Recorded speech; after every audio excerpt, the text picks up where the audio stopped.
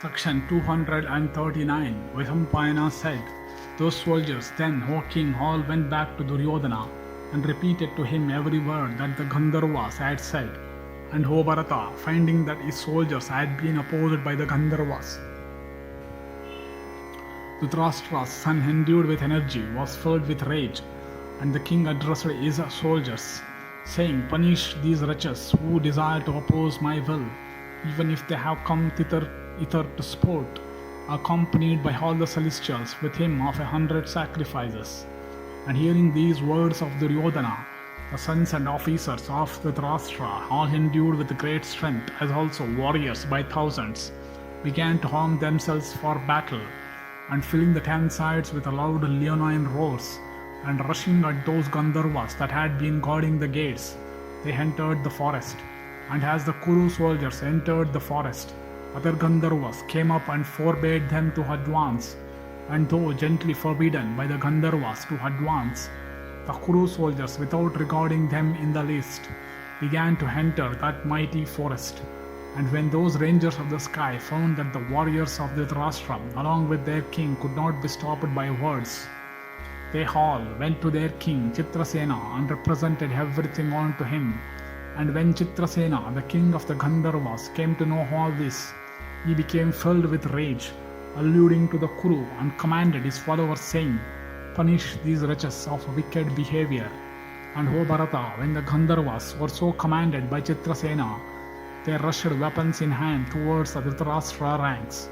And beholding the Gandharvas impetuously rushing towards them with upraised weapons, the Kuru warriors precipitously fled in all directions at the very sight of Duryodhana.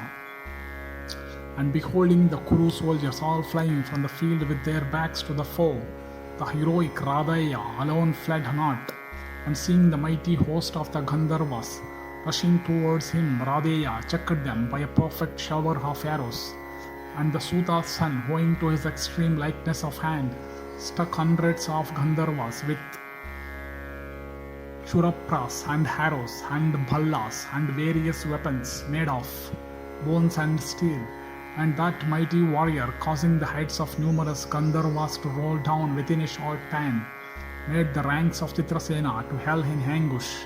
And although they were slaughtered in great numbers by Karna, endued with great intelligence, yet the Gandharvas returned to the charge by hundreds and thousands. And in consequence of the swarms of Chitrasena's warriors rushing impetuously to the field, the earth itself became soon covered by the Gandharva host.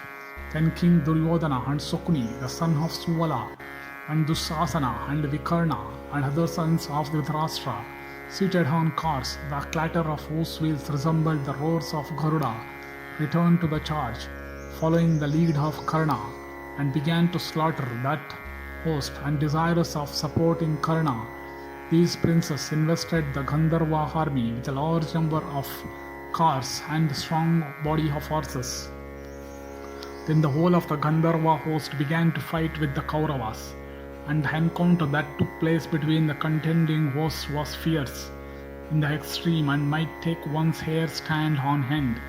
The Gandharvas, at last afflicted with the shafts of the Kuru army, seemed to be exhausted, and the Kauravas, beholding the Gandharvas so afflicted, sent up a loud sound, and seeing the Gandharva host yielding to fear, the angry Chitrasena sprang from his seat, resolved to exterminate the Kuru army.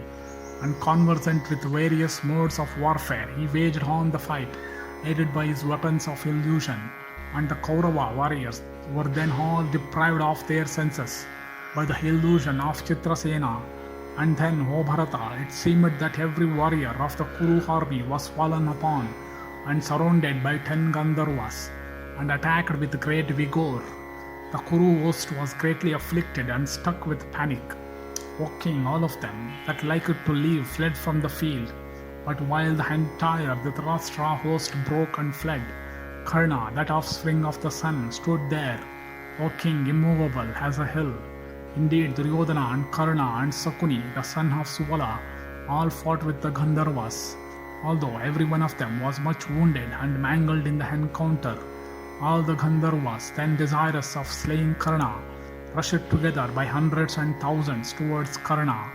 And those mighty warriors, desirous of slaying the Suta's son, surrounded him on all sides with swords and battle axes and spears, and some cut down the yoke of his car, and some his flagstaff, and some the shaft of his car, and some his horses, and some his charioteer, and some cut down his umbrella, and some the wooden fender round his car, and some the joints of his car.